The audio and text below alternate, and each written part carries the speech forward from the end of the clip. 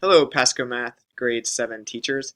Today we're going to continue our learning on 7.NS.1.1, specifically looking at Part B of the standard. 7.NS.1.1 reads, apply and extend previous understandings of addition and subtraction to add and subtract rational numbers. Represent addition and subtraction on a horizontal or vertical number line diagram.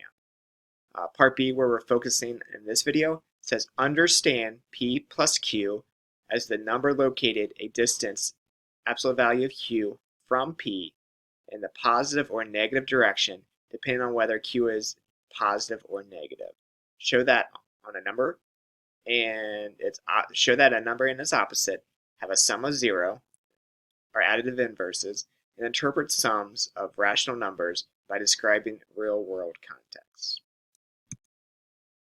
So when we unpack this a little bit, we really are looking at this part of the standard formalizes the concept of a positive and negative making a 0 into written equations. In part A, we were very still conceptual and concretely looking at it. Now we're going to go to the abstract with written equations.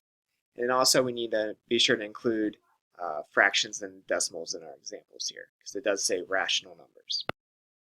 So when looking at what the teacher should be doing, we need to provide students with a mat that has one side labeled positive, the other side labeled negative, and ask them to show 0 using two color counters. And so we already did this with 1.1a, and so the point is we need them to recreate some ways to show 0. So I'm just going to go 2 positives and 2 negatives, or I could have gone 3 positives, 3 negatives, and I'll have students record these, because as they do their different examples here of the positives and negatives making a 0, then if we have students record these, because we want to go to the concept of additive inverse, and so we have to define that. And so if we would have started here and we said negative or positive 2, so 2 plus negative 2 was 0, and then I had 4 plus negative 4 equals 0. Maybe we look at this a different way. If I look at the negative first, there's negative 5, positive 5.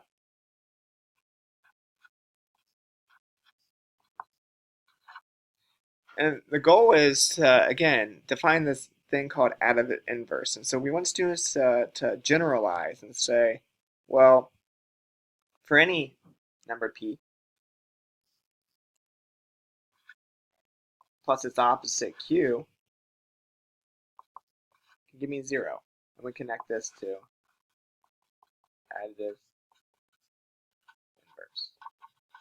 So we want students using that language. We should also challenge students to figure out the sum of when 5 counters are placed on the positive side and 4 are placed on the negative side. Maybe repeat with different combinations and ask students how they arrived at their answers. So again, if we have 5 positives and 4 negatives on our 2-color mat, then we have them see how many 0 pairs they have. So all these make 0 pairs, so that's a 0, that's a 0, that's a 0, that's a 0, and then I have 1 left over. And so we want students to record their work. And so here we have a positive 5 and a plus a negative 4, and we have 1 left over, a positive 1. And so we would challenge students to find more sums with more combinations of positive and negatives on the even on the number line. I move there until they generalize the rules. So again, we're not going to just explicitly tell students the rules, because it doesn't have context or doesn't have meaning to them. We want them to discover the rules. Some more things that teachers should be doing is present equations to the students in the form P plus Q equals, and allow them to solve them using number line counters or rules they've developed. Again, can't stress enough, rules that the students have developed. I give equations such as negative 17 plus 4, and ask students to give a real-world scenario for that equation. So a lot of them might go to money, some might go to elevation, and so above, below sea level, things like that. Encourage a class discussion of any patterns, algorithms, or rules that students may have developed for adding rational numbers, and we need to provide opportunities for students to write about their learning of adding rational numbers. So then let's focus on the student. The student needs to demonstrate an understanding of additive inverse. And so again, part A was more conceptual, and now we're actually going to part B. I still need to focus on the concepts, but we're actually defining what additive inverse is. Students should model using maths, number lines, counters, equations, so on, different combinations of positive and negative integers, and explain the reason of how they reason their solutions.